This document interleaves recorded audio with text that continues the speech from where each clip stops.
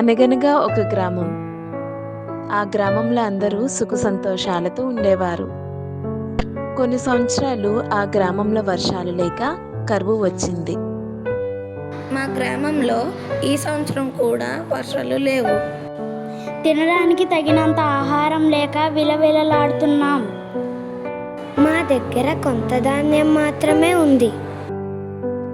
అప్పుడు ఆ గ్రామ ప్రజలందరూ ఒక ఆలోచన చేశారు.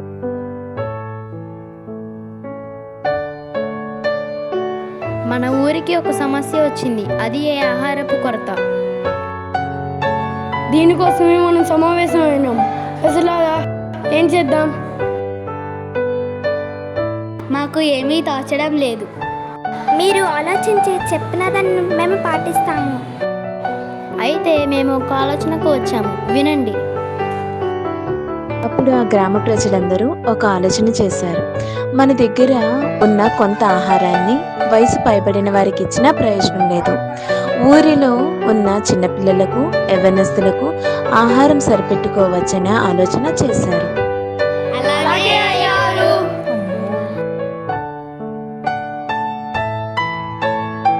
మీ దగ్గర కొంచెం ఆహారం ఉంటే పెట్టండి అమ్మా.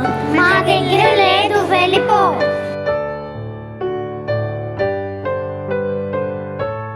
అదే గ్రామంలో నివసించే రాము అనే కుర్రాడు ఉండేవాడు. అతనికి తల్లిదండ్రులు లేరు. చిన్నతనం నుండి రాము తన తాతగారి దగ్గరే ఉండేవాడు. ఆ గ్రామ ప్రజలు నిర్ణయించిన దానికి కట్టుబడి ఉండలేక ఒక ఆలోచనకు వచ్చాడు. తాత, మీరు కొన్ని రోజులు ఒక చోట ఉండాలి. అలాగే నాయనా. రాము తన తాతగారిని ఆ గ్రామానికి దూరంగా ఉన్న అడవిలో దాచిపెట్టి ప్రతిరోజు తన తాతకు కావలసిన ఆహారాన్ని ఇస్తూ ఉండేవాడు. ఇలా కొన్ని రోజులు జరుగుతుండగా రాము దగ్గర ఉన్న ధాన్యం అయిపోయాయి. ఒకరోజు రాము తన తాత దగ్గరికి వెళ్ళి ఈ విషయాన్ని చెప్తాడు. తాత, నా దగ్గర ఉన్న గింజలు అయిపోయాయి కాబట్టి నీకు నేను ఆహారం తీసుకొని రాలేను.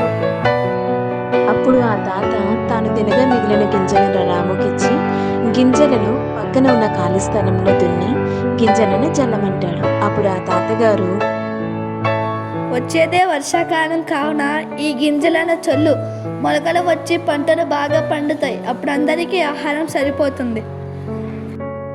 రాము తన తాత చెప్పిన విధంగానే చేస్తాడు.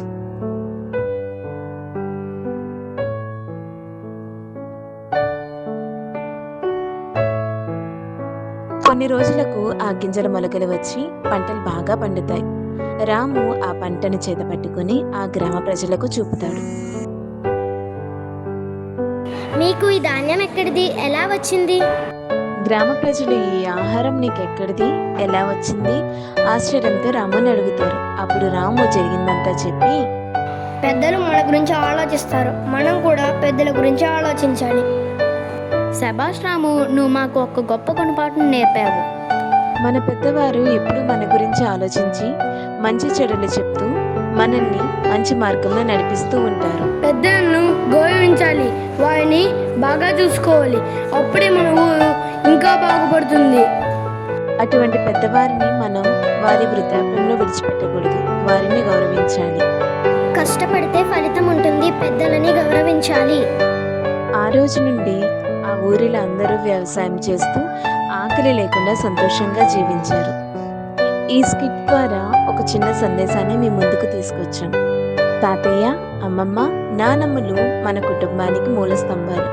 వారి ప్రేమ, అనుభవం, ఆశీర్వాదం మన జీవితానికి గొప్ప సంపద. పెద్దలను ప్రేమిద్దాం, గౌరవిద్దాం. ఇంత చక్కగా వీక్షించిన మీ అందరికీ మా హృదయపూర్వక ధన్యవాదాలు.